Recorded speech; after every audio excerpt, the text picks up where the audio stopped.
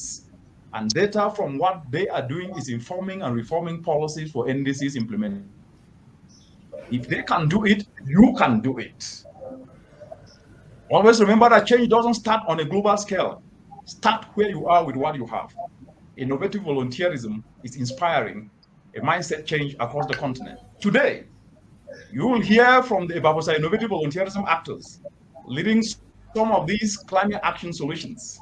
They will give you insight into what gives them hope for the future and how they are creating that future using what they have, their skills. Hopefully, their answers will inspire you wherever you are to know that we have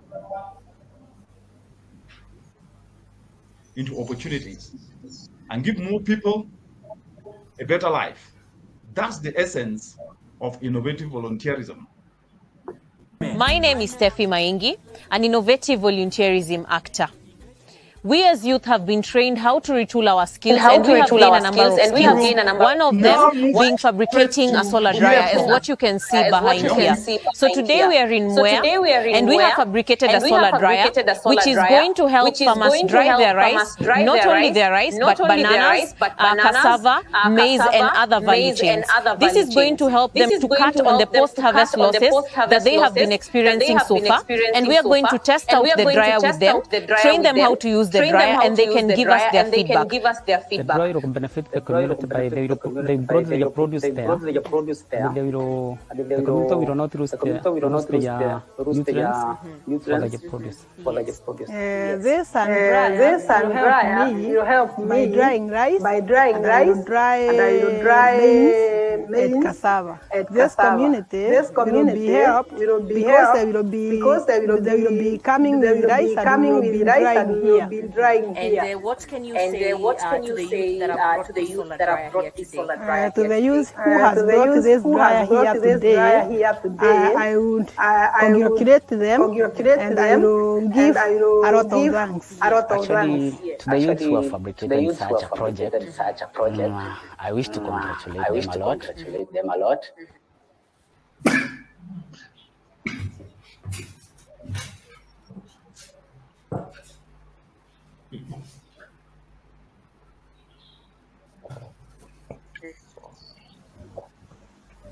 Steffi, you are an innovative volunteerism actor. It would be good to hear what actually inspired you. We've seen the work you are doing from the short clip. Please, can you tell us what inspired you to embrace innovative volunteerism? Thank you very much for that question, Dr. Munang. What inspired me to engage in innovative volunteerism and still continue to engage in innovative volunteerism is purpose. Innovative volunteerism gives you purpose and direction, and on top of that, you're given structured guidance on how to create solutions. So I have kept on engaging in innovative volunteerism because right now I am doing things that not only benefit me, but also benefit the community as a whole. As we've seen from the video, we are getting feedback from people. So there's nothing more gratifying than hearing what you're doing is benefiting other people and they can see value in it. So that gave me purpose, knowing that I can use my skills to do something important, to turn challenges into opportunities. That is what has made me keep on engaging innovative volunteerism. So I've given my time, I've dedicated my skills, and it is very, very rewarding. And I will continue engaging in innovative volunteerism. Thank you. Thank you very much. My name is David Uganda, and I'm the team leader of the Bakosa Uganda. What we are doing now, we are harvesting vegetables, and if you see these farmers, what they are doing, nakati, they were given nakati, eggplants, and also after mapping their challenges, they have told us they have a challenge of markets. And we found out that whenever they sell these vegetables fresh, they find a challenge. They fetch little money from them, and yet they have put a lot of energy. Today we have brought a solar dryer. This is Sugu women. And the farmers, we are going to train them how to add value on vegetables. The value I'm talking about is we are going to boil them, put them under solar dryer. After putting them under solar dryer, we are going to pack them. We are going to pound them and pack them for the supermarket for these people who are in town who can't have small gardens to small agriculture. This is what the Bafisa is doing for these communities. You are reaching the rural women, supporting them this agriculture. David, tell us what inspired you and how you are working with your team to drive innovative volunteerism in Uganda.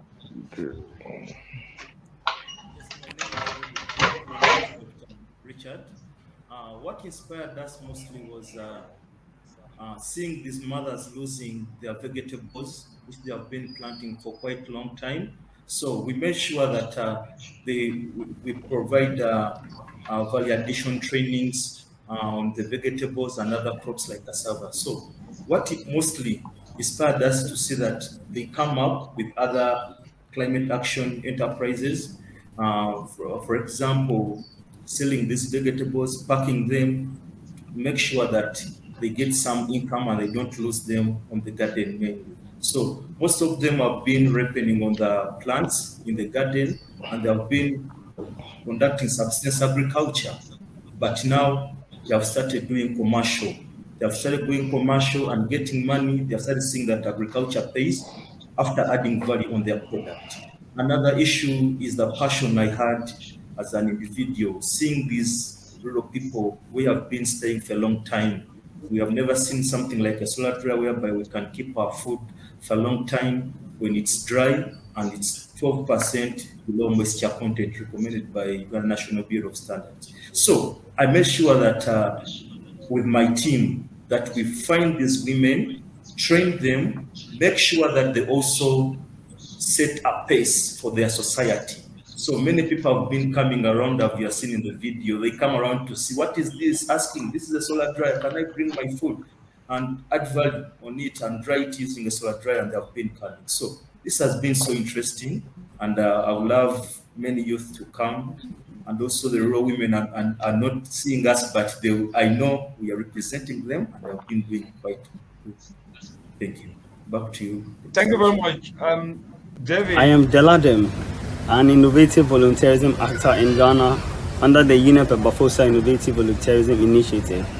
I'm really excited and thankful for the structured guidance and inspiration I've received through this Bafosa Innovative Volunteerism Initiative towards finding my passion in driving climate action from a solution perspective. Through innovative volunteerism, together with my fellow innovative volunteerism actors in Ghana, we have retooled our skills diversely and align them to create an enterprise approach in delivering an urgent climate solution in Ghana. We're also working to ensure that Ghana's forests never again need to be cut down to provide charcoal, and are doing so by providing an alternative sustainable fuel, which is this briquettes we make. These are proven to be an excellent substitute to charcoal as they burn longer, hotter, and smoke far less to ensure we reduce indoor pollution. What we are doing here is responding to our community's need for clean, affordable cooking options while keeping the environment intact. By this solution, we are also responding to Ghana's policies, especially contributing to the implementation of Ghana's commitment to combat global climate change, popularly known as Ghana's Nationally Determined Contributions, NDCs. We are also operationalizing the policy on expanding clean cooking to avert deforestation, and by doing so, leveraging on what we have, which is us, our passion, our talent, and our skills and energy. Deladem, tell us what inspired you and how you are driving innovative volunteerism in Ghana. Thank you very much, Dr. Long. I'm very privileged to join you today, and joining innovative volunteerism was born out of a passion to see a change happen, like we all do in our communities, one way or the other.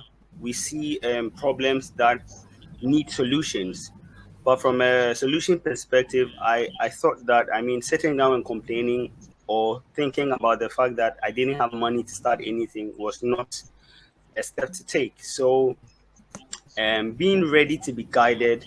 I mean, I availed myself in diverse ways to be able to learn new things, such that I will be able to contribute to the solutions that the society or the various communities need. So I came together with a team of young guys like myself, like-minded, very highly spirited young individuals, and then we came together to, and then we got trained on how to make fuel briquettes from agricultural waste. This is something that was new to me. To be honest, it was something that was new to me, and so when the prospect of being able to learn this and then turn it into a solutions, and in that case, an alternative for charcoal, which people had to cut down the trees, in an era where climate change is a big issue. I felt that it was one that we could take action in. So, on the fundamentals or on the ideologies of selflessness, being ready to create a solution, we started putting together how to make fuel briquette from cassava peels, orange peels, potato peels, which are generally agricultural waste. And this, in a way, has made me realize that, I mean, starting or making an impact in any solution or in any community whatsoever, you do not need to have a huge amount of money to start with. And what you need to start with is the fact that you are ready to make a change, you are ready to be guided, and you are ready to make an impact with the little idea you have. Thank you very much. Thank you very much, Deladem. Now we'll move back to Uganda to hear from another innovative. My name is Isaac Jamhachi, an innovative volunteerism actor from Uganda. I'm so grateful through a Bafosa innovative volunteerism, whereby I have learned the skill of turning waste into opportunities. So far, my skills have been retooled to turn waste into briquettes and biofertilizers. And here are the briquettes that we have made, and we are so grateful for the structural guidance and skilling we have gained from the Bafosa Innovative Volunteerism. We thank you so much. Isaac, tell us briefly what inspired you and your team to engage in innovative volunteerism. Thank you, everyone. Thank you, Doctor. And I'm privileged to be on this show to share some of the experiences we have got in as far as innovative volunteerism is concerned. The passion and the desire to see a change happen are the major drivers that made me join innovative volunteerism, because I like thinking outside the box. I want to see things happen. I like doing things differently, and this is the opportunity that innovative volunteerism brought to me, and I could not let it pass. Looking at the forest cover of Uganda shrinking each and every other time, looking at people in Uganda cooking in smoking kitchens, looking at our mothers losing enormous tons of agricultural produce through different leakages, the major driving forces that made me join innovative volunteerism. To date, we have come up with different innovations, different things through the guidance foster. So me with my team, effective cooking option, those are briquettes recycled from agricultural waste here in Kampala. And again, I can proud quite effectively in the area where we have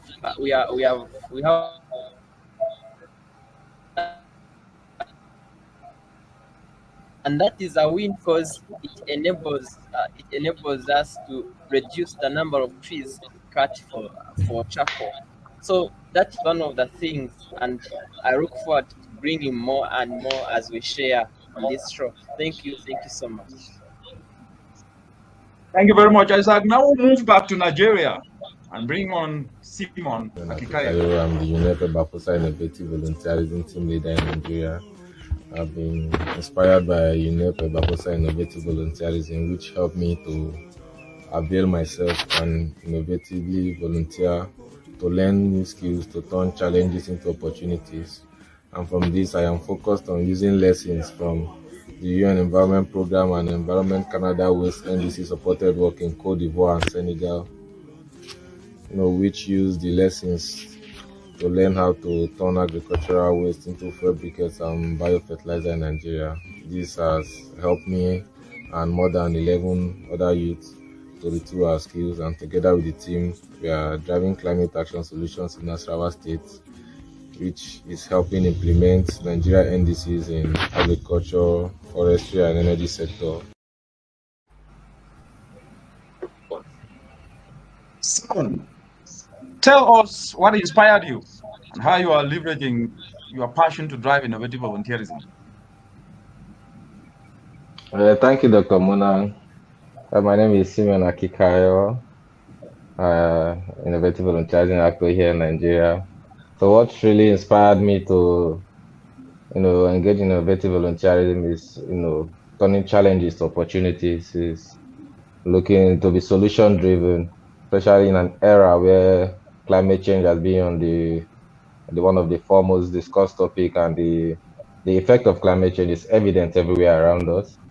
So I saw innovative volunteerism as a platform that would drive me, to turn these challenges into opportunities, from use of agricultural waste, turning it into briquettes, producing one of the first ecosystem-based adaptation food, that is EBA food in Nigeria, from creating our own organic fertilizers down to using it to cultivate cassava, to produce cassava flour from EBA produce using solar dryers.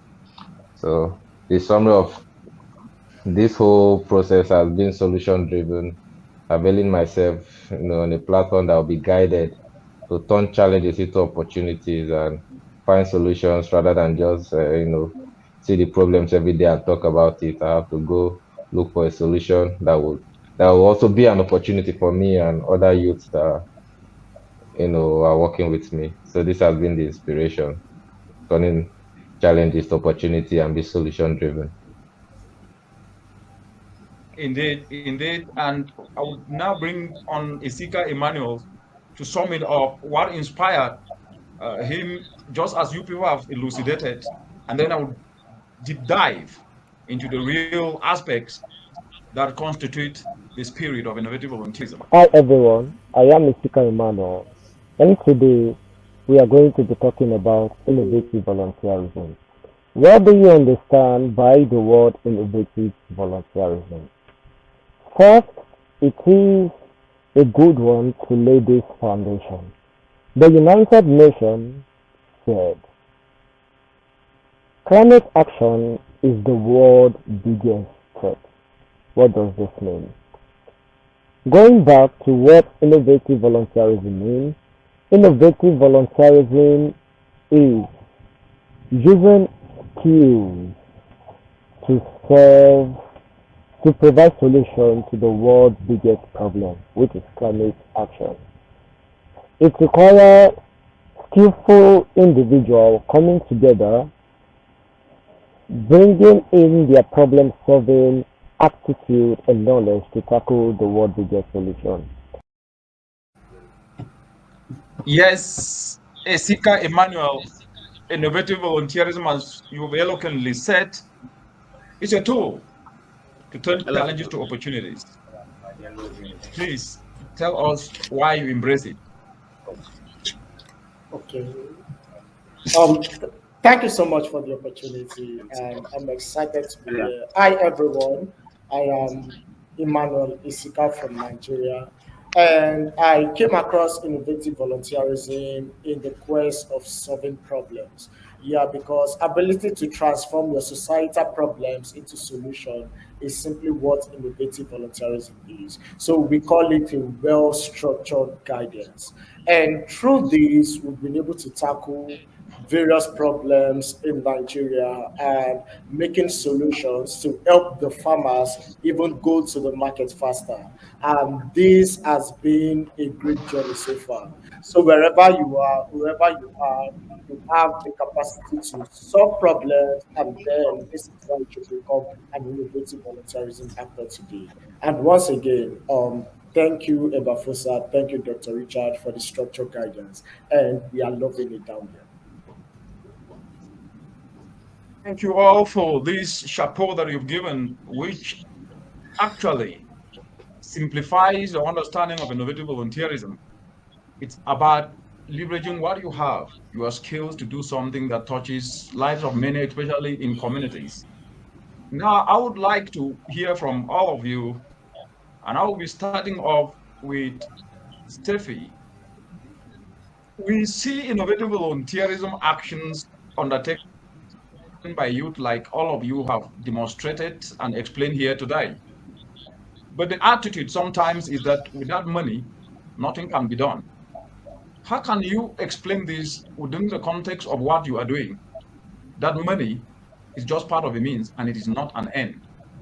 And how you are leveraging the spirit of innovative volunteerism to debunk this myth. Thank you very much for that question. This is one thing that you have mentioned a number of times, and I think all my fellow innovative volunteers are familiar with, that money does not bring ideas, but ideas bring money. So if you are going to wait for money to come so that you can start creating solutions, it's like waiting for manna from heaven. It's never going to come. So you need to start with what you have. You yourself, you are an asset. You are labor force. Whatever skills you have also are assets. And what you need to do is start with the necessary skills that you had. While I was joining innovative volunteerism, I was fresh out of campus. I just graduated with a degree in marketing. But right now I am fabricating solar dryers. I am making briquettes. We are doing Eba foods as well. These are skills that I didn't know. But I took the time to retool my skills and made sure that right now I can even train other people. So if you say that you're going to wait for money, you're going to wait for something to come so that you act, that is a very wrong mindset. So youths out there watching us, you need to change your mindset. Start with whatever you have. Even if you feel like you don't have a skill, you have a God-given talent that you can use, whether it's your voice, whatever you have, start with that, because each and every challenge, whatever skill you have, fits into solving that challenge with the skill that you have. So let us change our mindset and know that we have the capability to create change. Let us change our mindsets and know that we have the capability of making change. Very, very important words. And Isaac, you have said that degrees are not eatable. We don't eat degrees. To what extent can you be able to further debunk this myth based on how you have leveraged innovative volunteerism? Because the good thing is that each and every one of you here today have a degree, from ICT to marketing to town planning, and you have humbled yourself to be able to just learn a skill and solve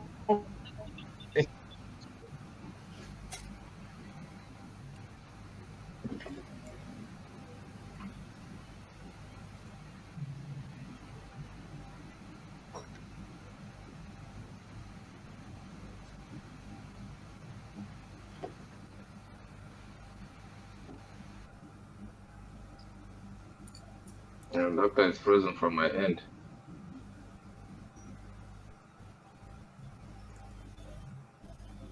Yes, Isaac, if you can hear me, please proceed. Yes, thank you very much. Like you mentioned, degrees are not edible, and it's a creed. So,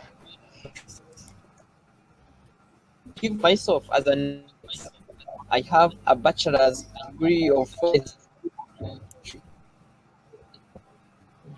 as a way of enhancing the few things to harness them into practical solutions. We advocate that we don't cut trees. Because I'm a forester, I say no cutting trees.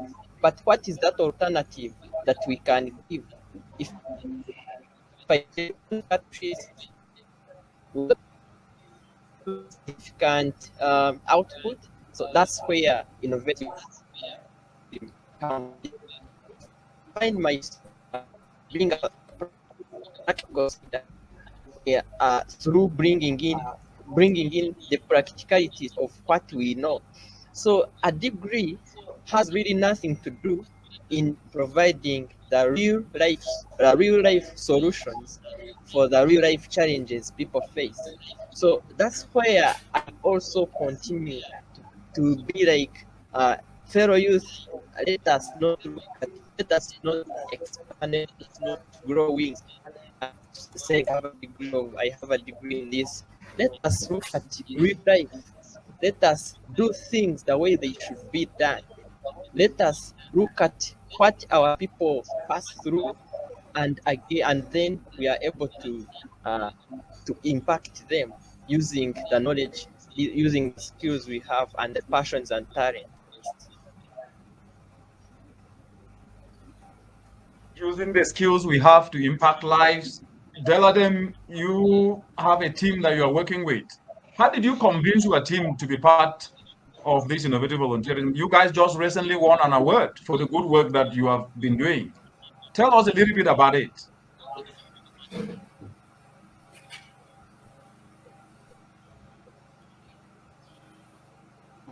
Unmute yourself, Deladem. Can you hear me? Sorry. So I always say this. Thank you very much, Dr. Munang, for the question. I always say this with very high shoulders, holding my shoulders up. I have a very unbelievable team, and these guys are so selfless. I mean, sometimes it takes a lot. They sacrifice so much to put in all the effort, the energy, to be even available, to have learned the skill from the beginning. And it is interesting to know that once the idea of creating an impact, of creating a solution, of turning something that would ordinarily not be seen as a solution was pitched to them, it was so easy. They came on board with so much excitement, with so much energy, and the energy keeps increasing from day one.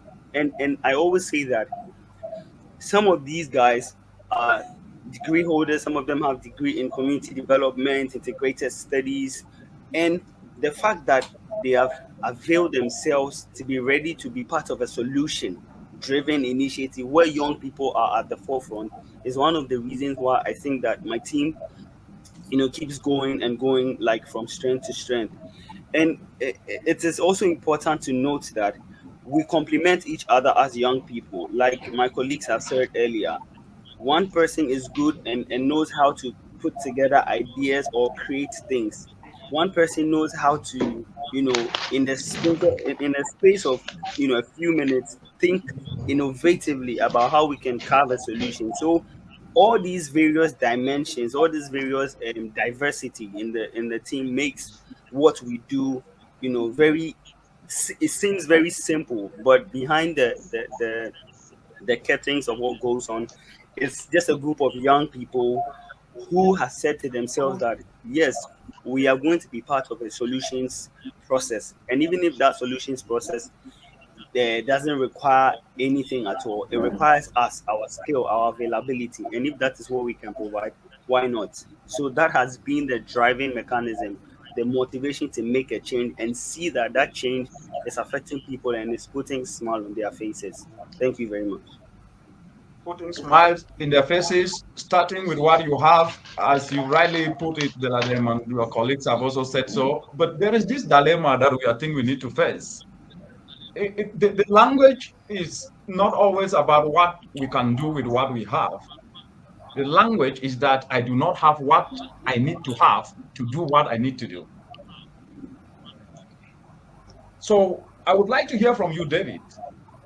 It's the language of without money, I cannot do anything. How are you debunking this myth? Given that you are actually on the ground, like your colleagues are, and facing these challenges, how have you overcome them to ensure that innovative volunteerism become not just a word, but reality? Thank you very Over to much, you. Doctor. Thank you very much, Doctor. Actually, on the ground, you have been facing that challenge whereby you invite someone for a meeting and that person asks you for transport, yet you are giving out information, which information is quality, and you have put in for that person to have that meeting or participate. So what we have been doing is to make these youth sit down, train them on mindset change, and tell them the reality, what is on ground. Actually, telling them that you have been saying that you are the leaders of tomorrow, and this time you are the solution providers of today. And tomorrow is today, and tomorrow will never come. So you need to start now, sacrifice what the little you have, not only resources but time. Sacrifice your time to listen to what we are telling you so that you can change your mind and also carry out the activities you are training you. For example, the skills you have been training them on solar dryers. You have been giving them some time, telling that though there is no money, but if you gain this skill and become a guru in it, become an expert, you'll be invited on many forums, you'll be invited by many smallholder farmers to make for them dryers, to make for them, to train them in value addition. That only having that skill is money, because having that skill, you're going to link to many groups of farmers, you're going to link to many fellow youth, telling them what you can do apart from the degrees you are having or the knowledge you're having of class. Then here you have a practical part of it. But remember, time runs out quickly. You were youth, but next time you are no longer youth. We are wasting a lot of time and doing nothing, saying that there is no money, yet we can do something on ourselves, volunteer our skill, and also share with others. Thank you very much. Back to you, Doctor. Time is running out, and there is this African proverb that says, where you will sit when you are old will show where you stood in youth. I will now bring on Simon, and I will ask you the same question. The youth across the continent, and even in Nigeria, where you are, the language is the same, whether it is from East Africa to West Africa, North Africa to Central Africa and to Southern Africa. The youth are doing what they can do, but most of them do say that without money, they will not be able to make the first step. How can you be able to move this discussion forward? Or how are you moving this discussion forward with what you are doing? And what message can you tell the youth based on the lessons that you are learning, leveraging on innovative volunteerism? Over to you, Simon. Okay, one key thing I always tell people is people always move to area where there is value, and they don't move to area where there's money. And I gave my team when I was, orientating my team before we started work. I gave them most of them were Christians, and I told them the parable of the prodigal son, where one of the child was given the whole money and he left. And when he squandered the money, he still came back to the father and the elder brother that was still doing the work where the money came from. So money is supposed to be an extra motivation. People move to where there is value. Once you have idea and you are pushing to make that idea a reality, you see that there's help coming from everywhere. It's my willingness to provide solution that got me to engage Dr. Munan, who has guided me so far under the platform of UNEP Bafosa. So the willingness to do a job, try to practicalize the idea you have and provide service and provide solution is what will attract money to you. It's what will attract guidance, mentorship. So you have to be willing, you have to be open, and you have to be ready. It's not just about money. Money, yes, money can help you do one or two things, but if they give you all the money in the world and you don't have ideas and you're not purpose driven, you will squander all of them and you'll not achieve anything. So you have to be willing, you have to be dedicated, you have to be committed and open first before money can aid you. You have to be willing, you have to be dedicated. Esika, is this the message that young people are sitting out there wanting to hear, or it's not the type of message they want to hear?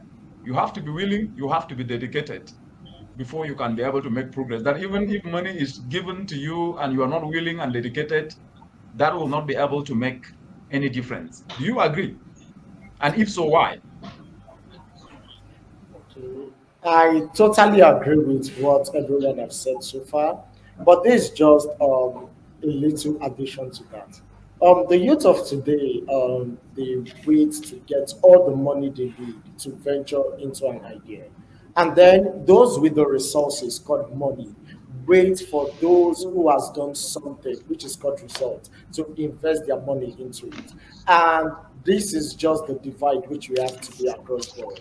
We have those waiting to get the money and those waiting for results, and nothing is being done. The money is wasting and the idea is wasting. So only the few that are able to take up their initiative, take up their ideas, and do something actually get the money. That's why you see out of 100%, less than 1% are those that are funded because they have results. And what people are looking for is results. Now, the youths are not ready to hear this message. Why? Because they are adamant. They want to get all the money they want at the platter of gold. And all they know how to do is to complain, is to see the negative things. Instead of them to use their little resources to pull together great amount of value and drive the little result they can, they just stay in the comfort zone complaining. And this is not the attitude innovative volunteerism is bringing and preaching out there. So whatever you have right now, start with it. If you can have a single impact, start with it. Why? Because the person with the money willing to invest in you is just looking for a certain amount of results which you are yet to gather or you are in the process of gathering. So starting, taking one step at a time is the goal. So don't wait till you get all the money before you start. When you should start is now. Thank you. Thank you very much, Esika. Wonderfully put. All of you have actually demystified the mindset that without money, nothing can be done. It's actually a fallacy. And there are comments that are streaming in, and those comments streaming in, I can see one from Marcel Desailly, just reiterating exactly what I've said, that having a skill and perfecting it is value, which if you deploy, you will make money. And from Kenneth Karenju says, most youth look at the financial perspective of everything instead of the vast opportunities they are provided with. That is important for you to understand the concept of sustainability leadership. Temi says, people will always align with a clear vision and a great leader. That I am sure that Deladem is a great leader. That's what Temi says. Surely you have found Deladem. Well, back to the discussion aspects. You guys have demystified innovative volunteerism, and I know that there are a lot of people who will understand it more through the actions you are doing, which I know you did give a snippet of what you were doing through the videos that were presented. But now I would like to get to the details, just for you to briefly explain, just share the impacts that you are seeing with the work that you are doing. And I'll start off again with Steffi. Just share the impacts that are actually happening on the ground as a result of you applying innovative volunteerism. Steffi, over to you. That over this time that you have actually dedicated and retooled your skill, what has changed? And how has that change moved beyond you to touch a mother's life in your community? Thank you very much for that question. So I would say that since I started engaging in innovative volunteerism, from my end, I have continued to retool my skills. I'm not where I am yesterday. And the reason why we keep on improving and getting new skills is because we get good feedback from the ground. For example, with the solar dryers that we have distributed to communities, you find women giving their testimonies telling you that now they no longer lose, especially during the COVID times where the economy was a little bit tough. someone will tell you, because of this dryer, I've not lacked food to eat, because whatever I had dried, whatever I had saved, is what I am able to consume and even sell, and I am also earning income from that. We've had testimonies from women like the Kaki Women Group who are doing greens, whereby they had even given up with farming until we brought about the dryers. And now they're able to dry their greens, turn them into powder, and sell them at a profit, whereby fresh greens go for 20 Kenya shillings, and the dried ones go for 50 Kenya shillings. So they're making a profit of 30 shillings per kg. And not only that, even with the clean energy briquettes, women in business are telling you that they're really saving a lot of their income, and also looking at the health benefits. All these testimonies are what keep us going. They motivate us, because if you tell us today that this has the benefit A, B, C, D, then we move on and improve, and also give it to the next community, so that everyone around can benefit. And with this, we are seeing that food security has been enhanced. We are seeing the reduction of post-harvest losses, which has been a very big factor affecting food security, not only in Kenya, but in Africa. So it has been very gratifying to hear that all these solutions that we are creating are actually have impact to the people on the ground. Thank you. Thank you very much, Steffi. I'll move to David. What practical are we seeing on the ground? Yes, I know that you highlighted this, but what impact are the communities feeling? I can see a comment here from Olumide: communicate, communicate, communicate. You guys are communicating these solutions, and they're actually impacting and inspiring others out there. And to those who are listening, please drop a question or drop a suggestion or drop an idea. We will take that into consideration and bring it forth to our viewers. David, tell us what is happening in the Buganda Kingdom. How has innovative volunteerism impacted lives? Thank you very much, Doctor. Actually, in Buganda Kingdom, innovative volunteerism is called Bulungi Bwansi. So we started this Bulungi Bwansi, meaning innovative volunteerism, with the Buganda Kingdom CBS Pewosa cooperative groups, whereby we are seeing that post-harvest losses have been reduced mainly to the farmers who are growing cassava and vegetables. There have been not only post-harvest losses, but farmers have got the confidence in mentioning the price for the product, whereby previously they couldn't even have that confidence of saying that I'm selling this product, I'm selling one sack of cassava to this amount. So we have started seeing this, and among the groups which we are training, and also food security. I will not leave out this, because during COVID-19 lockdown, it was not good most in the communities. Many people went to the villages and to stay, but communities which had a solar dryer, they dried their food, and this food was consumed during the lockdown. So most of them, they couldn't keep their food because theft was rampant. So because of the solar dryer, they dried their food very fast and kept it in their granaries. And also, we have seen that women have changed in the way they save, increase in saving. Having sourced them from the Village Saving Allowance Association, since they have opened up these income generating activities of drying food using the solar dryer, they are selling it to Eba Foods. Very important point, David. And just a question coming in as you're speaking, and I want you to answer that as you're speaking. And I think maybe the listener didn't get it right.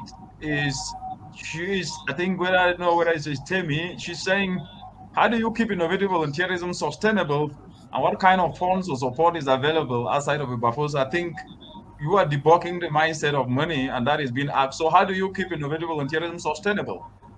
Maybe you can answer that, and all of you, I will ask you all this as well, and your perspectives will be very, very instrumental. Yes, David, over to you. Sustainability is something which we have to look up to all of us when we're implementing all the projects we are doing. But what I know in the end, I know you'll find people, I know you'll find financiers, but what we are talking about, before even the inception of the project, one wants to get money and implement it. Yet he has not even planned, he has not conducted the feasibility study, he has not done even he doesn't know what to use that money for. Case in point, I've been interacting with youth who have been having the ideas. By the time they get money, when money comes, everyone disappears and they will not implement. So saying that money spoils ideas, or this means that when you make every time money fast, most of the activities will not be implemented, because one will tell you that without this, I will not conduct any activity or not attend that meeting. Even a simple Twitter chat, one will say that I need money to buy data. Yet that is something which is you can do it by yourself, because that's simple money which you can get from the pocket. Back to you, Dr. Wonderful, David. And I think what you said, this is very, very important. And I think we need to take this very seriously. The narrative is wrong out there, and it's quite very impressive to see you guys debunking this narrative. Money follows ideas. Money follows products. Money follows proven concepts. And you cannot prove a concept just by sitting and waiting for money. And if money comes up first, nothing will happen.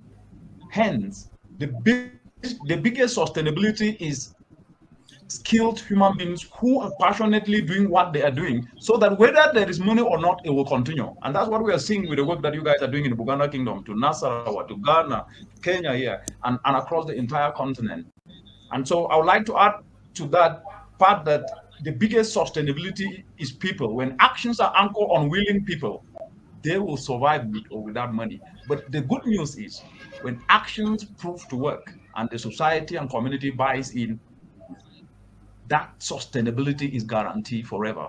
And I can see a question being asked: what does it take for people to on board with innovative volunteerism beyond age? Innovative volunteerism is, you are told, the only thing it takes is your willingness to register and become an innovative volunteerism actor and start doing what you can do and update, so that at least it can become part of the broader mainstream, like you are seeing these young people who are discussing here today. Remember one thing: age is just a number. Young at heart is actually the underpinning factor of innovative volunteerism.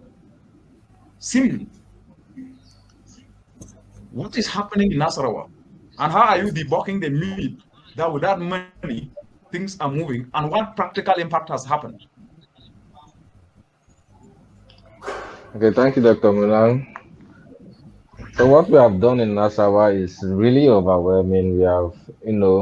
We have demystified a lot of myths that have been going on in the minds of youth, and not only youth, in the minds of most people.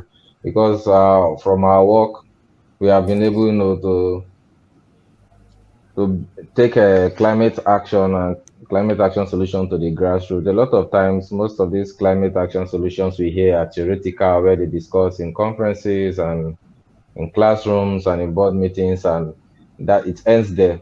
But what we have done is to take this action down to the community. We'll partner with traditional institutions and the governments of the day over there in Nasarawa. So in the community, we produce fuel briquettes in the community, and the members of the communities are keen into this by bringing their agricultural waste, which we turn into briquettes and return to them. This has a large and massive impact, because it substitutes charcoal and also reduces the felling of trees in Nasarawa. Also in the academia, we've partnered with the Nasarawa State University, where data from our work are being compiled, analyzed, and collated, and also shared to inform curriculum and climate entrepreneurship in the school, which currently they are beginning to teach them climate entrepreneurship in the school. So that's another plus for us. And also we have a lot of schools, professors, and academic students coming over to our center to see what we are doing. These are things they teach them theoretically in school. They only hear of briquettes, they only hear of solar dryers, they only hear of all these ecosystem-based adaptation approaches, but it ends in their books and in their textbooks. But this is what they come to our center to see, and they participate, and a lot of them want to learn. Also, there's also market engagement and socio-economic development. Now we train youths to, take climate action. We provide opportunities for them. They begin to market and distribute fuel briquettes, cassava flour, biofertilizer, and all these are produced using local materials and using things that are found around them. So the work we have been doing has a massive impact that has even overwhelmed us that started it. We didn't know it would go this far because we just started by, you know, trying to use our ideas, being guided, engaging Dr. Munang and other people on Twitter. And today we are here and the impact is massive and we are very grateful for expanding. A journey of 1,000 miles, Simon starts with a step, as they say. And there is a question that is popping up here from Axel Desai. To what extent is community uptake of solutions a game changer? So what are you seeing with the community? And I think David did allude to this. He alluded to this, the power of community. How are you seeing the power of community in terms of buy-in to the solutions you are bringing, making a difference in their lives, as well as bringing climate action solutions to scale? So the community is the first place where I think to really drive climate action, we have to engage the community, especially the grassroots. So over there, we work with the community. We have a center where they come to dry their products, and also we link them to people to buy their products. Now the community knows that instead of littering the place with their agricultural waste and their bio waste, they bring it to us in exchange for clean energy cooking briquettes. So this is now the community engaging in climate action willingly because it benefits them. You just don't tell them don't cut trees. But if you're not cutting trees, what solution are you giving them? Because most of the trees they cut is to cook. So this briquette now is offering them that solution and the community are feeling it. Now every day they call like I have so and so waste, I have this waste, I have this agri waste.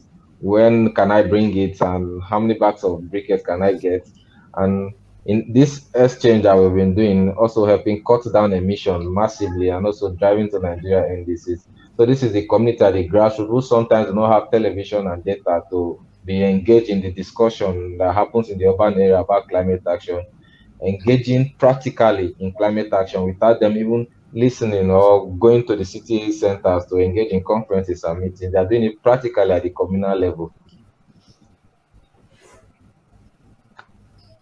Thank you very much, Simon. Delademi, what is happening in Ghana? What practical impacts have happened, and how do you ensure that there is sustainability? Because the point is, you've heard, sustainability needs to be anchored on people. How are you addressing this leveraging on innovative volunteerism in Ghana? Over to you, Delademi. Thank you very much for that question, Dr. Manan. I would go back to the point where one of the comments has been that, ideas don't bring money, but money doesn't bring ideas, but ideas do bring money.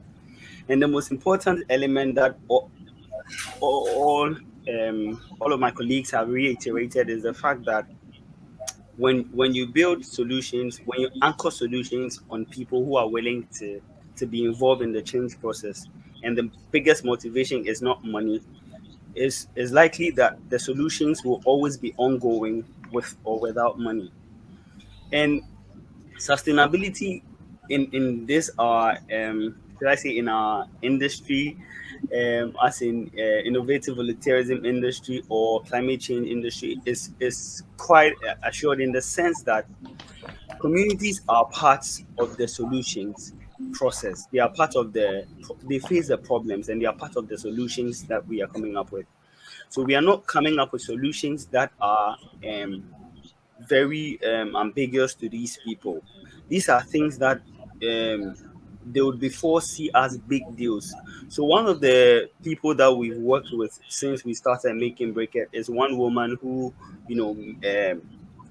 sells a lot of cassava, so before she pays to dispose of her cassava peels, sometimes 10 bags of cassava peels, sometimes 8 bags, sometimes 11 bags. And she's always had issue, having to pay for that. Now we come in and say that, you know what, we'll just come and pick your cassava peels and then we turn it into fuel briquettes and we'll give you a piece of that. and that alone has become an impact. And for her, it's become an encounter where she doesn't even need to bother or think about how she's going to dispose of her cassava peels, because at the end of the day, Entrepreneur Solutions Ghana or Deladem and his team will come and collect them. Now, the other aspect is that sustainability can also be assured in the sense that cassava will always be grown, peels will always be there, and in as much as statistics have even proven about 60% of Ghana's population still depend on wood fuel. So what that means is, if we are telling people to lean off charcoal, which is, people, cut down trees to make, then it means the alternative solution you are providing should be one that, one, should be a better option in terms of health, reducing indoor pollution. Three, it should be two, it should be cheaper. That is, the alternative for the charcoal should be cheaper. And three, it should also be an avenue where they are even having to turn waste into something useful. So what this impact has brought is, we have also with a gradual process, or by a gradual process, been able to change people's mindset. People who had nothing, or they didn't understand what briquettes were, they didn't understand that we could actually turn cassava peels into cooking fuel, have now come to the realization that, okay, I can now have briquette from waste material, and that means that I can stop worrying my head over charcoal from wood. And so I think that the first impact is the A very good mindset, point, Deladem. and people are now open to Yes. use briquettes more. Thank you very much. Over to you. Very good point. And there is a question that I would like you just to add to answer that, and colleagues will also answer. How do you convince communities to abandon their old ways and embrace climate action solutions? For example, a lot of people are used to using charcoal. It's free. They can cut down trees. They can go harvest the firewood, come and do so. So what are you doing exactly to ensure that the communities embrace that solution? Because there is always this mismatch in terms of what people are used to and what is coming up new. Even if it is cheap or free, people always like to go back to their old ways, and we are seeing this across the continent. So if you can throw some highlights there, that would be helpful. And I will ask the same question to all the colleagues as well. Thank you very much for that question once again. So what I'll say is, the truth is, like Simeon from Nigeria said, if you are asking people to, stop cutting down trees to make charcoal, are you providing an alternative? If yes, okay, then it means that they can actually now know that they have an option. Now, what we are doing in that regard is, we are giving out briquettes to testers, people who are testing them, so they can use and actually come out with testimonies and say that, okay, I've used charcoal and I've been using charcoal for this while, and now I've tested briquettes, and this is how the briquettes work, and I can say that they burn longer, they produce little to no smoke at all, which is, I mean, it's from the Ghana Health Service. It's estimated that about 1,400 people die from indoor pollution. So if we are going to be able to make an impact, it means that once people start using briquettes and can now say that, okay, it emits less fuel, it means we are going to be reducing indoor pollution deaths. We are going to be reducing, if the cost of the briquette is cheaper than charcoal, we are going to be reducing the amount of money mothers will spend in cooking. So what this means that it has a socio-economic impact. It's not just a societal or a social issue or something we are addressing. It's a climate issue that has a potential of economic impact on the mother, health impact. So I think that these prospects are the things that have opened the minds of people to want to, embrace the usage of briquettes in Ghana. Thank you very much. Thank you very much, Deladem. I think for those our viewers who are watching in today, you could see on the bottom of your screens the way to join innovative volunteerism, and it's very clear. Go to www.innovativevolunteerism.ebafosa.org and you sign up and know that only you can voluntarily volunteer yourself to action. It's as simple as that. Isaac, how are you overcoming this challenge of communities embracing, because you've engaged eateries, you've engaged restaurants, and they're picking up briquettes. How did that happen, and what is the feedback you are getting? Thank you so much, Doctor. And of course, adding from what other colleagues have said, our actions come with value proposition. So our value proposition is, if I'm using briquettes, how much money do I spend? If I'm using firewood or charcoal, how much money do I spend? And they weigh. So from our experience, our clients say uh, they are able to save percent of the amount of money they could use when they are using charcoal or when they are using briquettes. So sorry, when they're using firewood. So they find value in using briquettes. One, briquettes burn longer. Two, briquettes are smokeless. And three, they can save money. So you find the value proposition, and of course, adding to what other colleagues said about the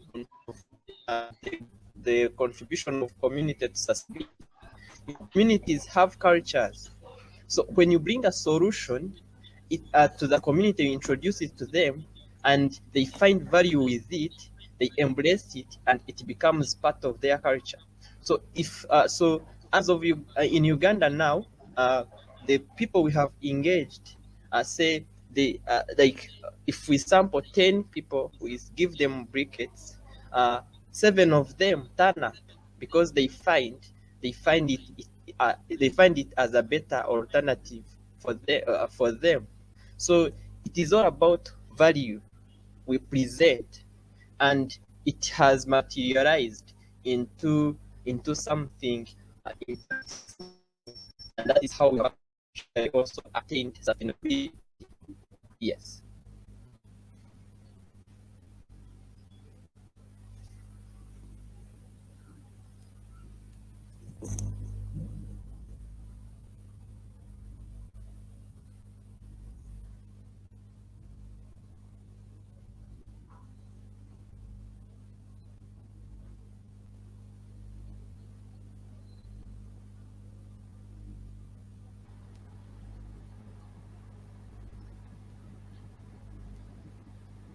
Dr. Richard, you are on mute. We cannot hear you. Isaac, did you hear my question? The question I did ask was, how do you tap into the process to allow impact happen at the community? It's Peter Wandara asking this question. How beg your do pardon? I tap into this process? Beg your pardon? There is a question that Peter Wandara has asked. How do I tap into this process to allow me impact my community in the countryside? What can you tell Peter? Yeah, so thank you, Peter, for your question. So you tap into this by scanning your community and looking at what the people's needs are. That is what we call like people-centric approaches. What do people need? What are their experiences? And how can you improve the experiences? If you base on those two aspects, then you are able to design better, and people will embrace what you tell them, and you will create an impact, definitely. Because if someone is drying their products for 14 days, and then you provide a solution that helps them to dry their product for 4 days, then that is an impact already. That is an impact to them, and it will be part of their culture. They'll be like, I can't go back to the way I used to do things. I can now adopt this new culture, and at the end of the day, you realize your impact. Absolutely, and thank you very much for that answer. And Olumide from Nigeria is asking Olumide Edu, who is actually a very, very vibrant youth innovative volunteerism actor. is asking, what will be the message to upcoming young people in local communities? Isika, you are very active, and one thing that you've demonstrated as a youth is that you can be able to work with like-minded youth. How did you come up with the team you have, and how did you manage to build the application you have done through the spirit of innovative volunteerism? Please explain and also provide your thoughts on how we can be able to engage many young people. Just imagine that this show today is streaming in YouTube, in Facebook, in LinkedIn, on Twitter, but many will not watch it. This is free, and then they will complain. How can you use your experience of how you leverage innovative volunteerism to debunk this myth and also explain what you've done under innovative volunteerism? Over to you, Isika. Okay. Thank you, Doctor, for that awesome question. And one thing how we can leverage youth is by engaging with them. Okay. One truth which I find out is there are willing people who are waiting for structural guidance and mentorship. But due to being among the wrong peers of people, they are unable to get the right information because we are having a live online and many youths who are in need of this are not tuning in. That shows the right information is not getting to the right place. So there is need to enlarge the scope of influence. So what I did practically was very simple. I spoke with my network first to find out who are the willing youths in my network, because if you want to impact the world, it has to start with your network and it has to expand. So after doing this, I identified potential talents who are interested in investing their skill in solving problems and then turning this problem into solutions.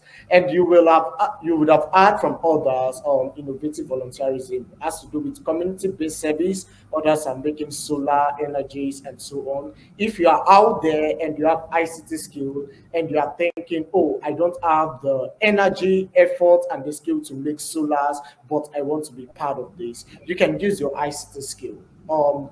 Everything you have can be used to solve problems and solutions. So this is how to tackle this.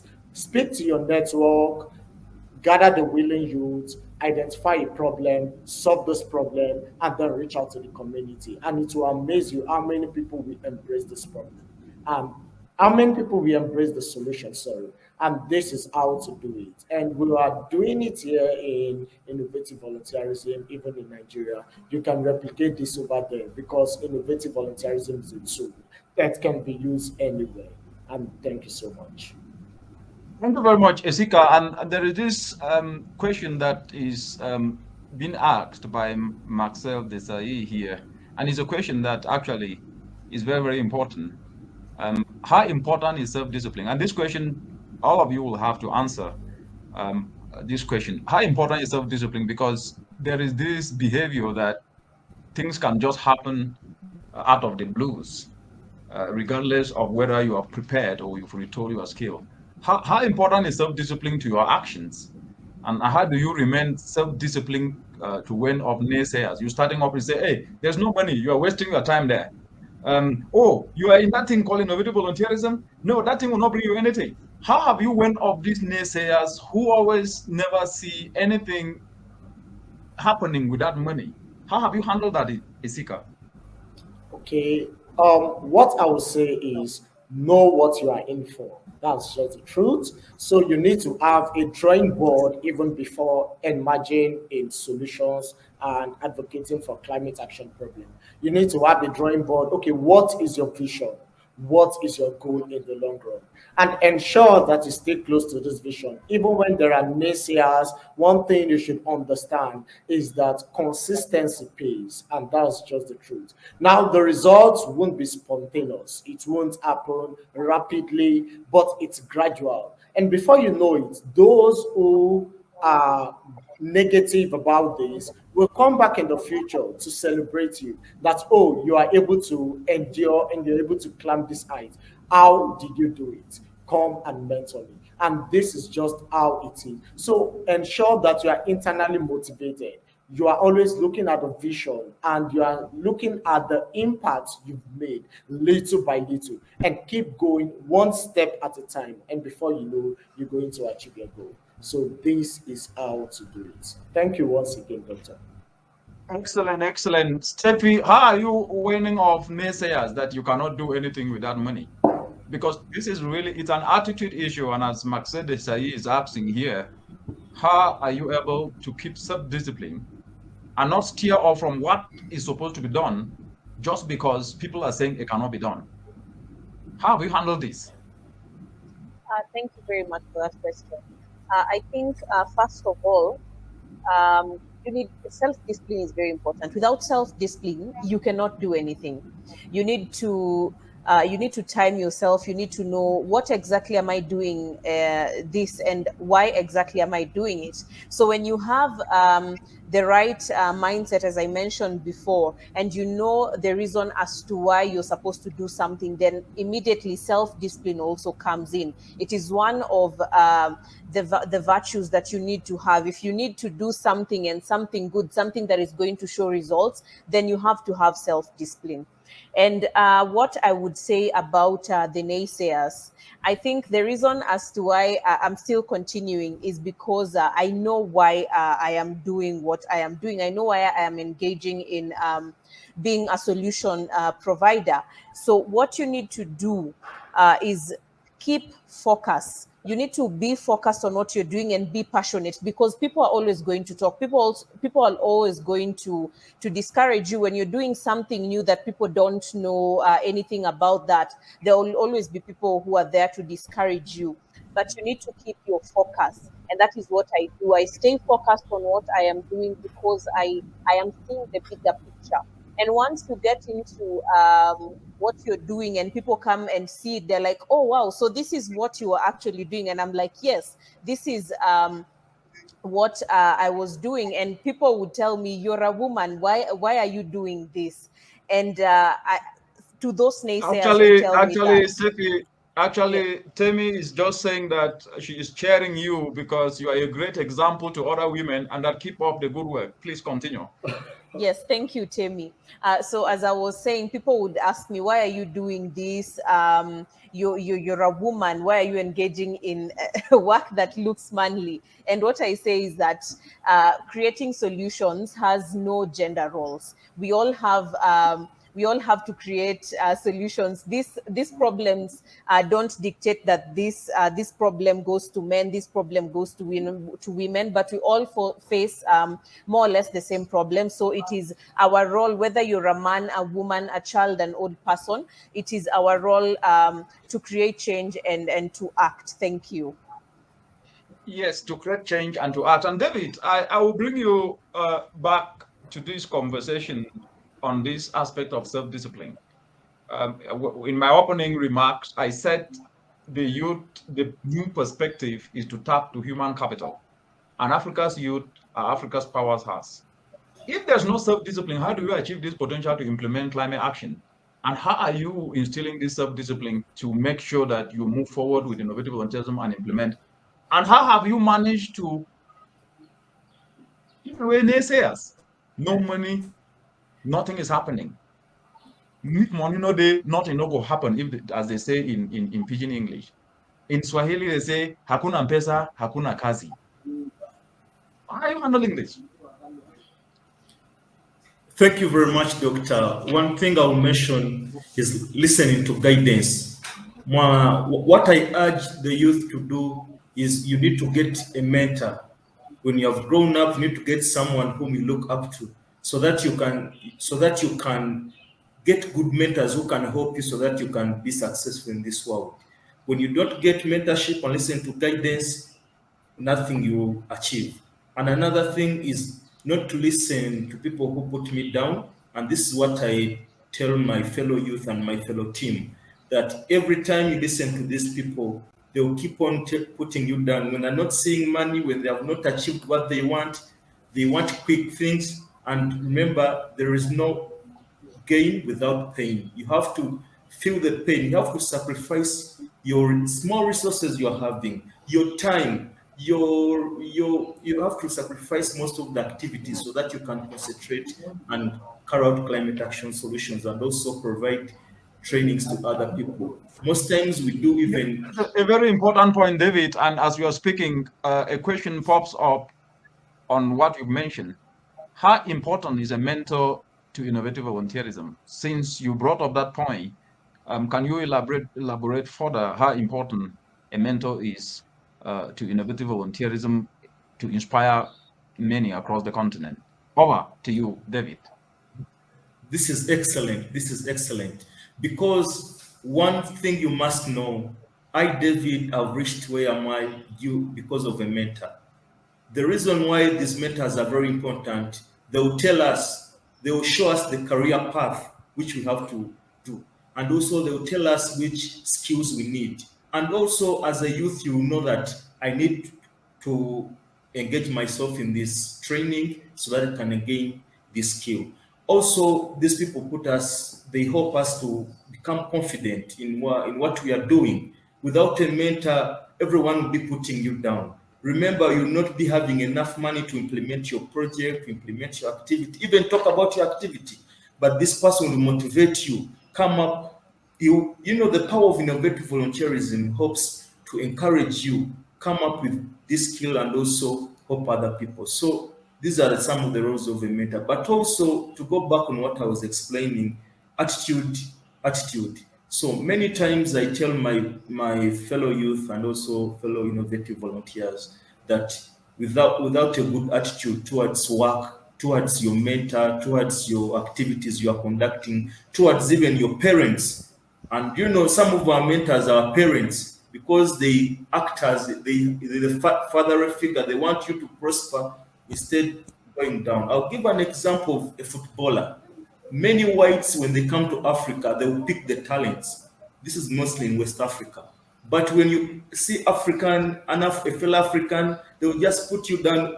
Even a small mistake you have made in the pitch, people will start abusing you. So this is when so the spirit of innovative volunteerism picks up someone from where he is, they raise you and help you. They put a ladder for you to climb until you achieve your goals, your objectives, and until you implement your project or activity you want to do in the society. So I'll urge everyone to join the innovative volunteerism spirit, because you'll change your life, you change society, and also change your community. Thank you very much. Back to you, Doctor. Thank you very much, David, for that elaboration. Deladem, how do you keep away naysayers, given the fact that innovative volunteerism is new, and the mentality that we see across the continent is that without money, nothing can happen?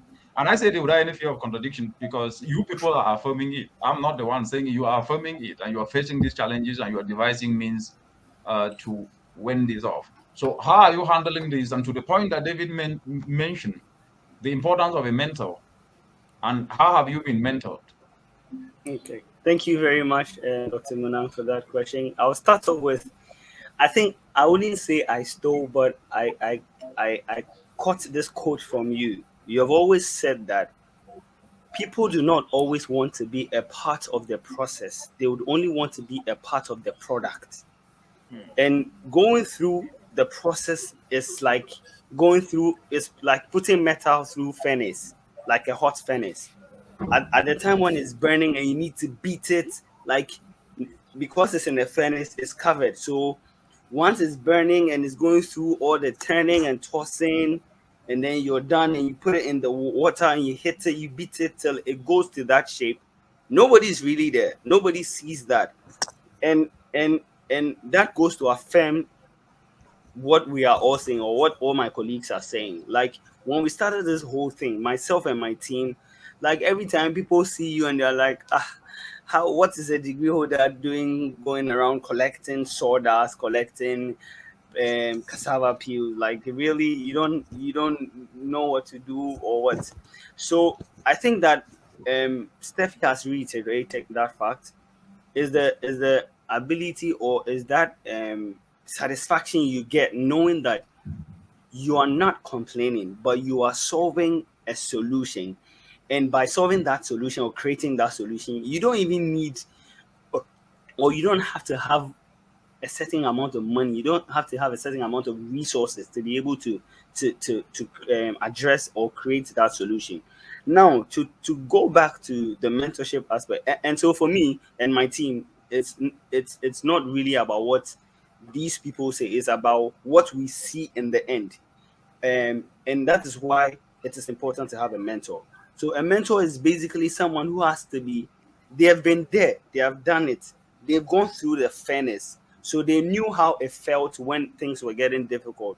And so when you have a mentor, or once you have a mentor, he's going to anticipate that at this point you are, you are prone to face these challenges, and he will tell you how to go about it, how he went about it.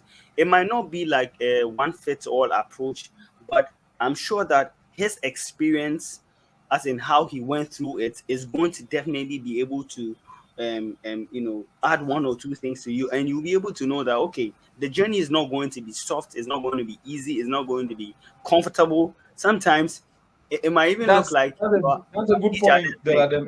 It's not going to be comfortable, and that's the truth. And innovative volunteerism is all about structured guidance. So how have you taken this, given the fact that it's not always going to be comfortable, because you have to do things, you have to make sure that at least you get yourself trained, you need to follow the guidance. How have you overcome that, and how has a mentor played a role there? I think the most important thing for me and my team has been the spirit of humility and readiness to learn. Because I myself and my team are always open. Like, we share ideas with each other. We might not have all been privileged to have access to the same level of education, but when you come together, and I'm sure Dr. Munang, you've encountered my team, and when you come together and we are conversating, we are putting ideas together, there is nothing like this one has a degree, this one has a diploma, this one this one that. No, we are all humble people, humble young people who are come together on the basis of saying that, okay, we have different skills, and so we are going to, the things that we don't know, we are going to learn from the people that know them, and then bring them on board together. So the most important ingredient has been humility, readiness to learn, and listen to guidance. Thank you very much. Thank you very much. The humility, key aspect of everything, just like self-discipline, that is key. Similarly, how have you been able to handle naysayers in the course of undertaking innovative volunteerism, and how has self-discipline play a part? And then to the question of mentor, how has mentorship helped you build your skills up to where you are today? Over to you, Simon.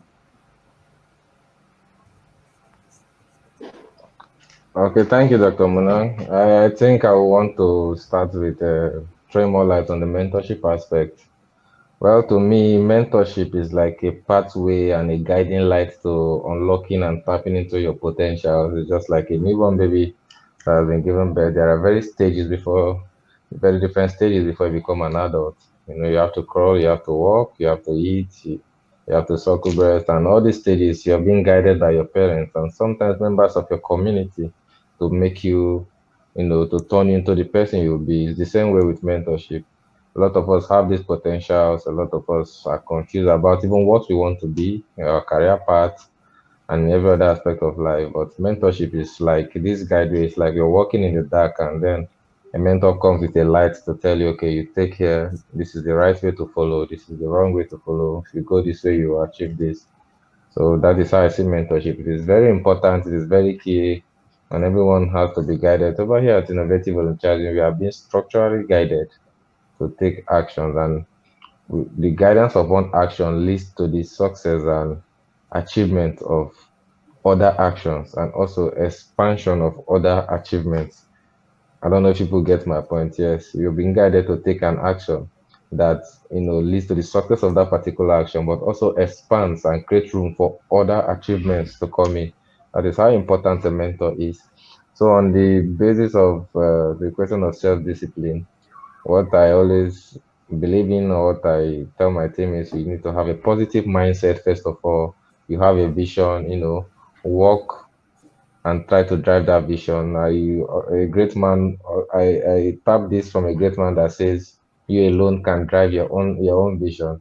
and that is Dr. Muna. And he said, you alone can drive your own vision. So you need to have a vision, you need to work on achieving that vision, you need to drive that vision, and then you need to work with the willing, be constant and you research, and you need to grow and expand on whatever knowledge you have or whatever activity you're doing at the time. You're making a solar dryer, like a cabinet size that can take just 2 kg, and then you need to expand and think, okay, the near future, how do I make a dryer that can serve up to like 1 ton, 2 tons? That's about 2000 kg, and then that is you growing, and then you're being guided all the way by a mentor, to achieve that. And then you need to be open to learn and also know that you fail along the way sometimes, but you should be willing to pick yourself up when you fail. And why you should know that you should fail, also know that you can try not to fail and still achieve same results.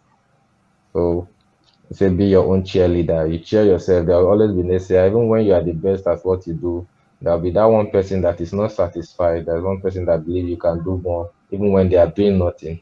So, say if you're not invited to the table, you bring your own table. Sometimes when people criticize you, you don't just see them as bad people. You accept all criticism. You pick the ones you have to learn from.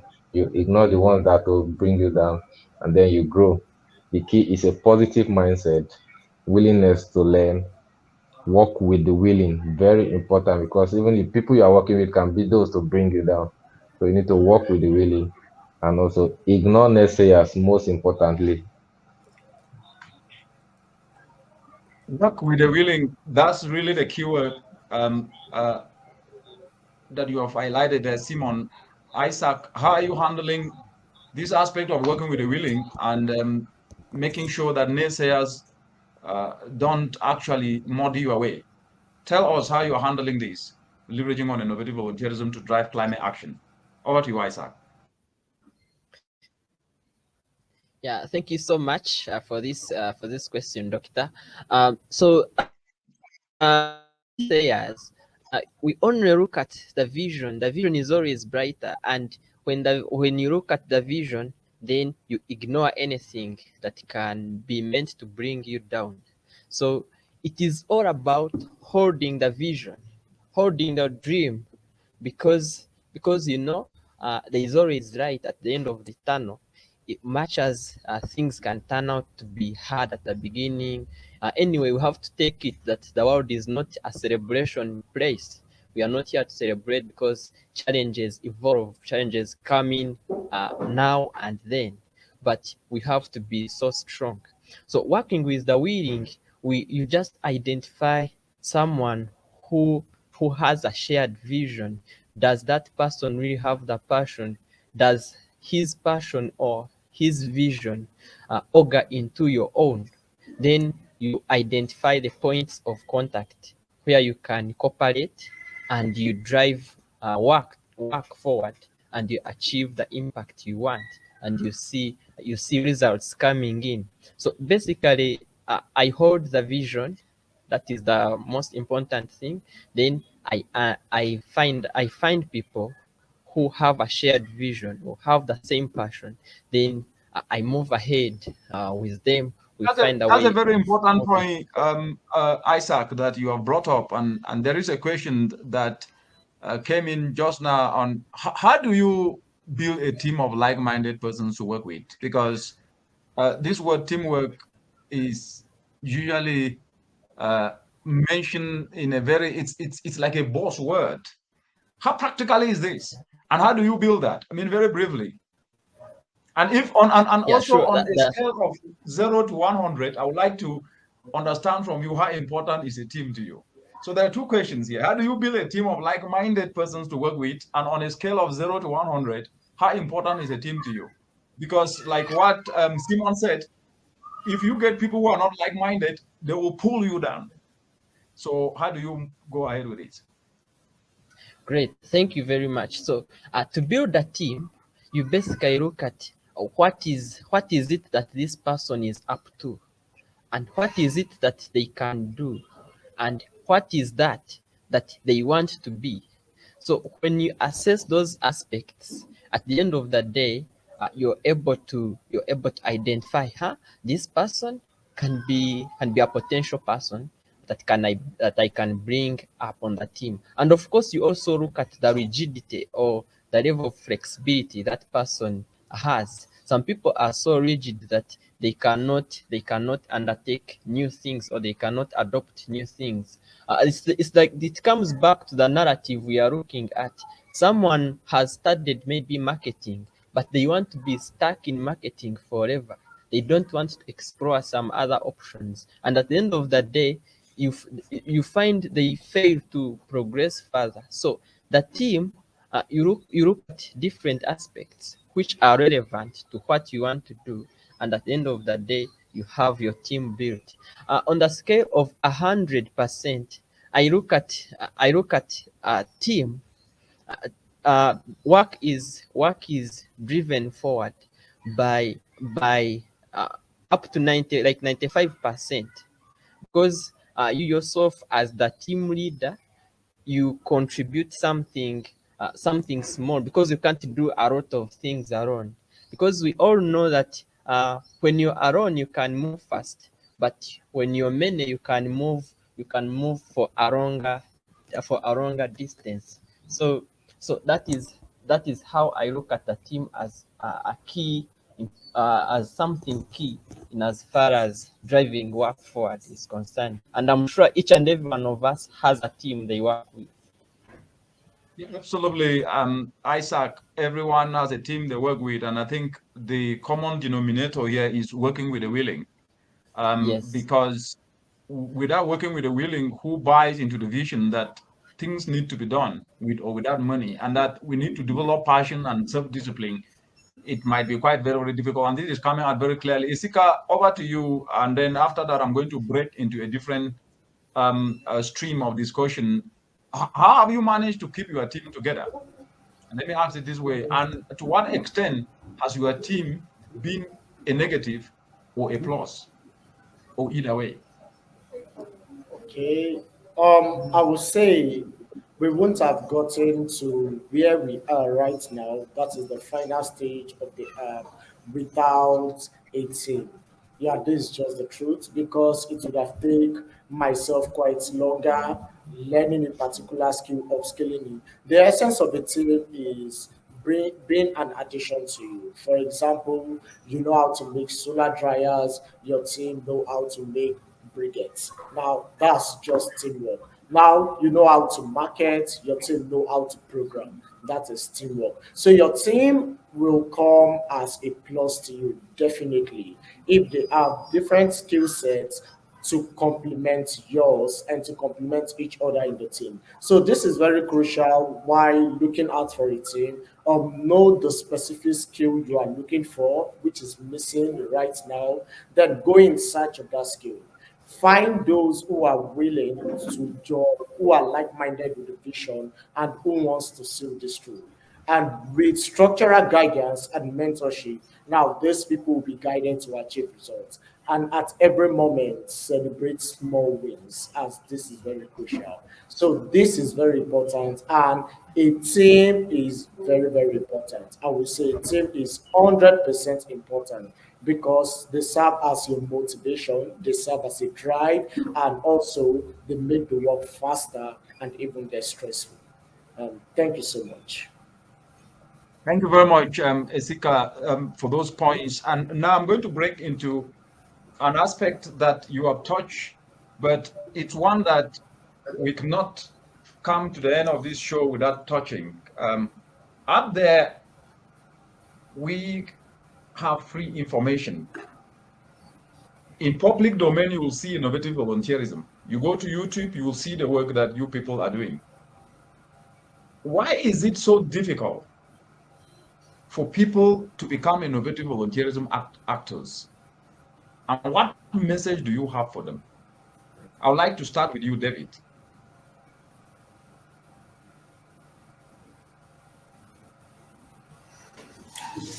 Thank you very much, Doctor, for that question. And actually, I'll start from this saying. It's not a saying, but I'll mention something.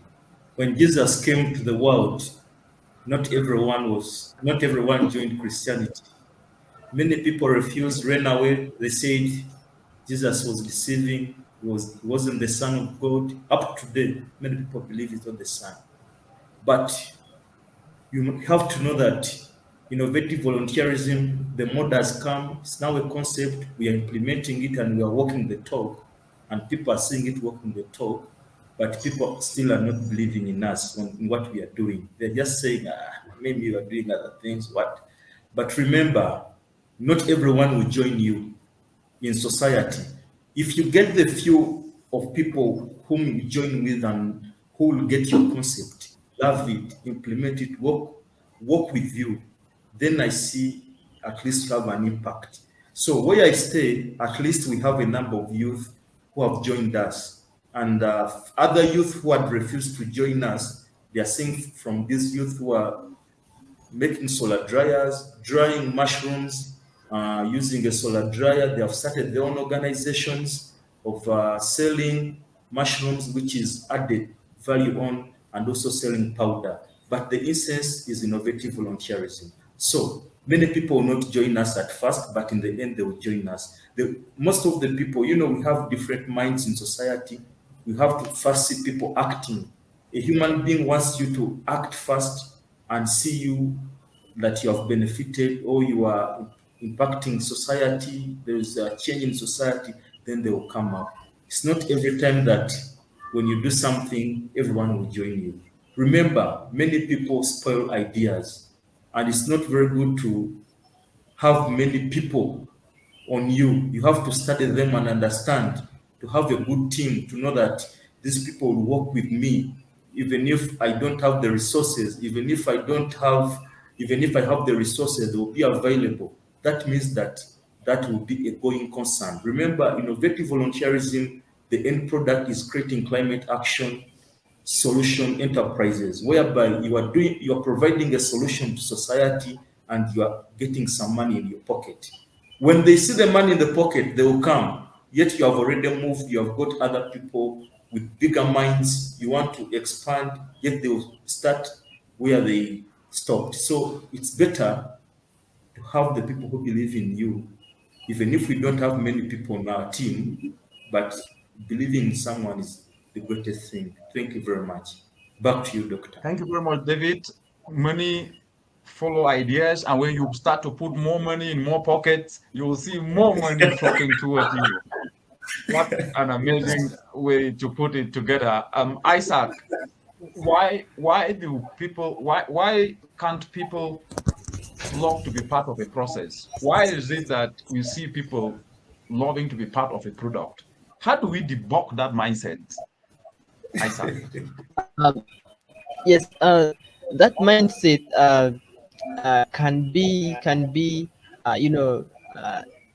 I don't know how to say it, but that kind of mindset is so toxic. You find people want to eat the cake, but they don't want to participate in the cake baking.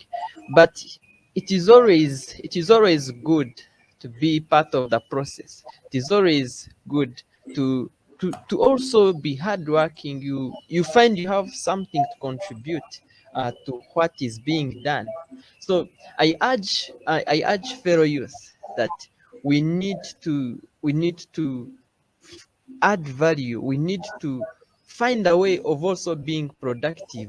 We don't have to be at the receiving end, but you have to be at each and every segment of creating resources, of creating value, so that at the end of the day, each one of us benefits. Because if you want to be part of the product, then you're a burden. You're actually a failure if you want to only be part of the product. So let us be willing to have a contribution in each and everything that is needed, in each and everything that is to be done to realize progress, to realize the output and the results. Back to you, Doctor. Thank you very much, Isaac and Simon. Why are people not willing to be part of the process, but they are more excited to be part of the product? And this is a big underlying challenge in the continent, because Africa's youth are Africa's powerhouse. Truth. But why are the challenges not being solved. Because what you guys are demonstrating is that if you just retool your skill, you can take agricultural waste into briquettes. You can learn to fabricate solar dryer. And these are what the informal sector that constitute the bulk of the continent need. Why is this not happening? And how do you think what you guys have learned through innovative volunteerism can debunk this myth? Over to you, Simon. Thank you, Dr. Munang. I think just like Isaac and just like David and just like Beladim and everybody is saying, a lot of people, especially the African youths, are not interested in the process. They all just want to partake in the product. Everybody wants to hear the success story. You know, it's just like some people don't have this positive mindset to things. Like when they see billionaires, they say billionaires are not just born in one day. Some people are born billionaires and then they grow up being poor. Some people are come from a very poor background, but they work hard through different stages of life and they make it. So a lot of people, especially the youth, especially in all spheres of what is happening in Africa, are not interested in the process. Put on to vote, but they complain when the leaders are bad. They put on to engage in a innovative volunteerism. But then when you take up these steps, you make bold changes, you approach this, and you start achieving results. And they try to come close when the results are already made and want to enjoy the fruit of the labor, and then you tell them no, and you try to put them aside and enjoy with those that work with you. They still go back to the same thing and complaining how those that are successful don't want to help those that are not successful. But when they want you to work towards the success, they don't want to work, which is very bad. So I think it's the same thing we are all saying. You work with those who want to work with you through different stage, and the key to debunking this is, I think, is always our mindset. Have that mindset change and just have that mindset that you need to work for whatever you eat. I think even religious books always tell us this. You have to eat from the labor of your hands, you have to eat. So I think everybody needs to work, everybody needs to have that mindset to contribute to the achievement of anything you're doing. It's just like what I was saying with at the communal level, where some farmers are, not interested when we come to sensitize them about climate action. But then when a few people listen and they start bringing in their food waste and their bio waste and we turn it into fuel briquettes, and then it saves them cost, they save more, there's less smoke and everything. When they enjoy the service, the others now try to come, and they don't just come because they want to give their waste to get fuel briquette. They try to tell you, okay, I want to be the sole person marketing this briquettes for you.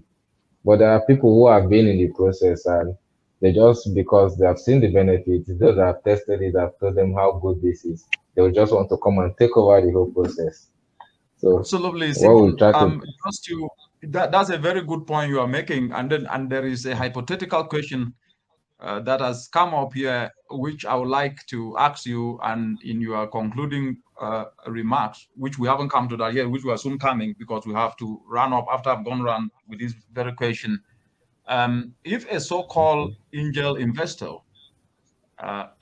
attracted by your product, whether it's solar dryer or briquettes, were to promise you maybe $2 million US, what would you do now? I think the idea of innovative volunteerism is changing lives, and especially building up communities from the grassroots, to improving livelihoods. If an investor comes with such amount of money, I first of all try to look deep into it. Just like I say, scan the environment. We'll see what are the potentials, how many youths can be lifted from this investment. What do you mean by look deep into it? Maybe for this sake of understanding, you can elaborate a little bit on that. Yeah, so what I'm saying is, I check at the communal level how many youths can be lifted from this. How can this help the community which I'm in? The people who have started this, the youth engage in this process. How can this affect them positively? How can this affect the community positively? Is this also driving the climate action I want to drive? are they, investing for the sake of just making profit or for the sake of changing lives, which is I think the soul behind innovative volunteerism. So I think like I said, I will look into it, look at all the developmental aspect of it first before I even consider it. And then I also consult my mentors and all those who have guided me from nowhere to be at this stage. So they should also look into it as expert, as climate action expert, as societal expert, environmental expert, for the all-round development of the African youth. How is this positive and beneficial to me and to the community at large? So I think that would be my first step, because I can Thank collect $2 you. million and not achieve anything. Thank you very much. Simon, I am really surprised in a positive way to see a youth give that kind of an answer. I think it's quite very rare to get that kind of an answer.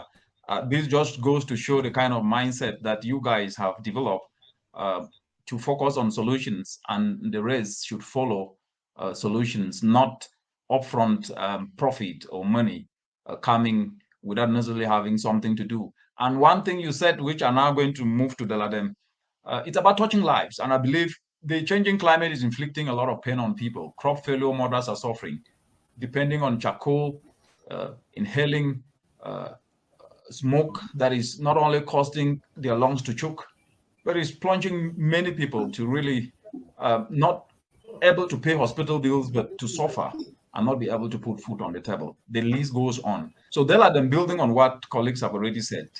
I will still ask you this question. What will you do given the fact that you are doing work and you are developing products? An investor brings $5 million. What will you do with it? Thank you very much, Dr. Munang, for that question. I think that most of the times this is one of the biggest challenges that young people face, and it's normally a test of character and a test of would I say purpose, or what conceptualized your idea of wanting to be involved in the solutions process? Was it based on the fact that you just wanted to cash in, get some money, or you truly wanted to make an impact? And then in making an impact, it will bring on board resources which could help not just you and the team, but be able to replicate that solution in other places. Be if it's one region you are working at the moment, how are you going to be able, or how's that resource going to be able to, help expand and scale up the solutions?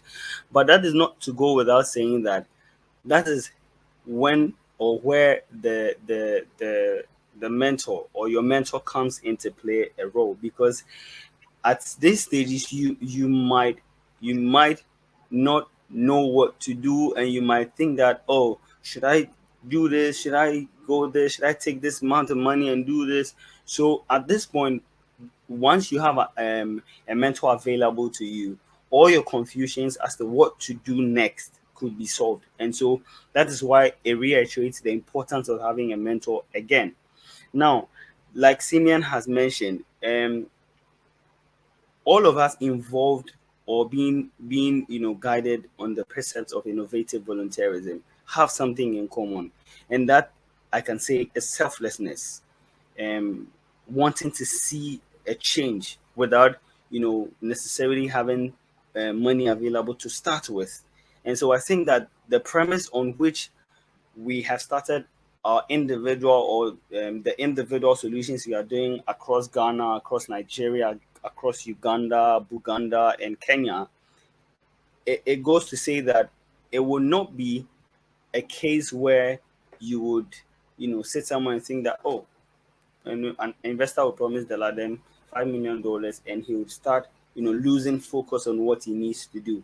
And so for me, it's just an opportunity to be able to expand the solutions that we already engaged in, because I mean, once you have more resources, it means you can reach more people with the solutions.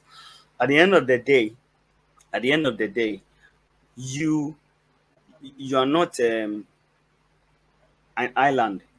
So you need ideas from your team, you need ideas from your mentor, and you even need ideas from my colleagues. So I can say, oh, Simeon, I've just received a proposal from this investor and he's saying that he's going to offer me 5 million. What do you think we can do, even if not for the usage of just entrepreneur solutions in advancing our work? How can that even support you from Nigeria, support Steffi in Kenya? And so all of it comes back to what is binding us on the concept of running ideas or creating solutions on innovative volunteerism. Thank you very much. Thank you very much, Deladem. And you've brought up the key pillar of innovative volunteering, which is selflessness. And what we see across the continent, sometimes people hide ideas because they think that they will be stolen. And I will now ask Steffi the same question, the hypothetical question: what if you were given 5 million today? And to what extent do you think that 5 million could have impacted lives if you did not have the spirit of selflessness?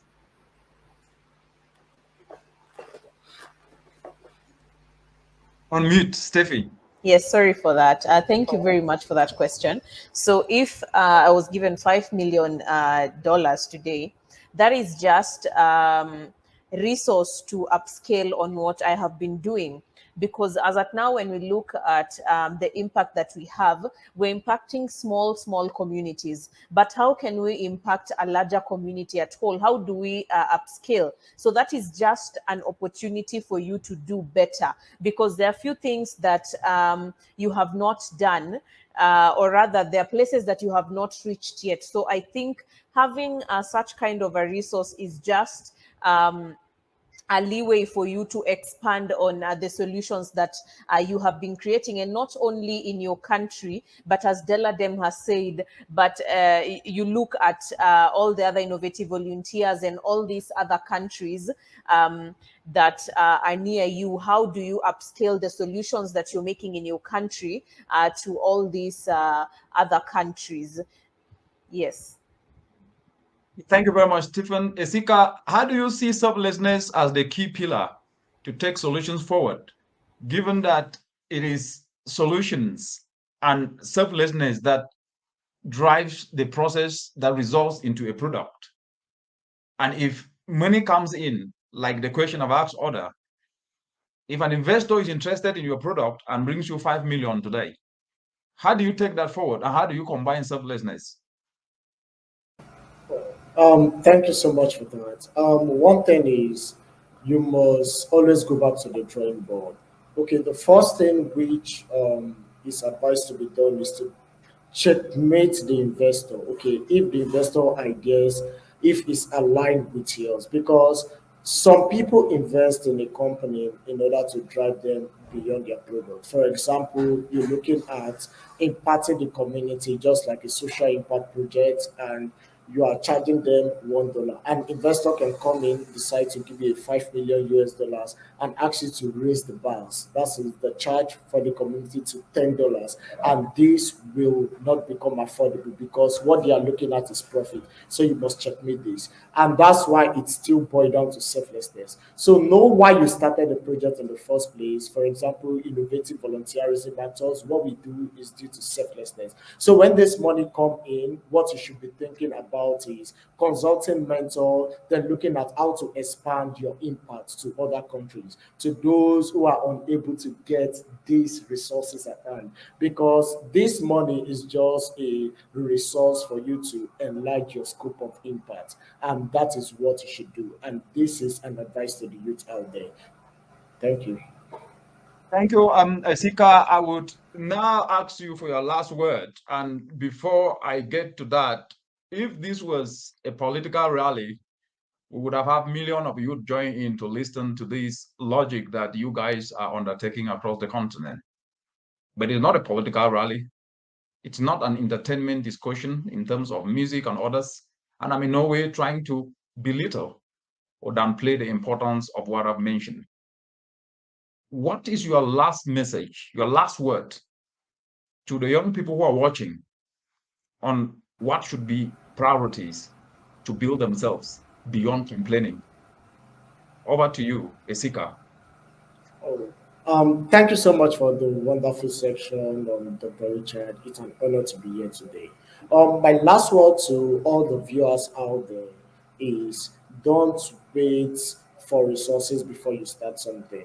Start something now. Now is the best time to start. Now is the best time to make an impact. Now is the best time to become of value, which you want to be. So this is what you should do. Focus on imparting yourself, focus on transforming the lives of the community out there. And don't wait longer because the more you wait, the more disappointed you become. So start now, start now, start now, and make sure you do something of value. Thank you.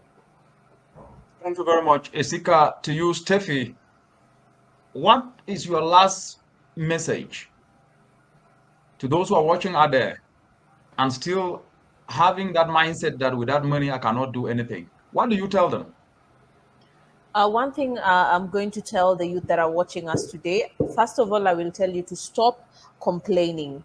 Stop complaining and stop waiting for someone to create that change that you want to see. Yeah. You don't have to wait for money. You don't have to wait for that angel investor. You don't have to wait for manna from heaven. What you need to do is you need to be willing to learn. You need to avail yourself, you need to avail your time, you need to avail your skills, and you need to be selfless. You need to be selfless in that everything that you do has to have an impact to the rest of the community.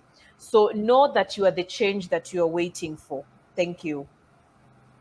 Thank you very much, Steffi. Isaac, what's your message to the young people out there who are looking for jobs? They have degrees just like you guys have, and the one office jobs, white collar jobs, nothing wrong with that. But for quite so long, it hasn't proven to work. What do you tell them?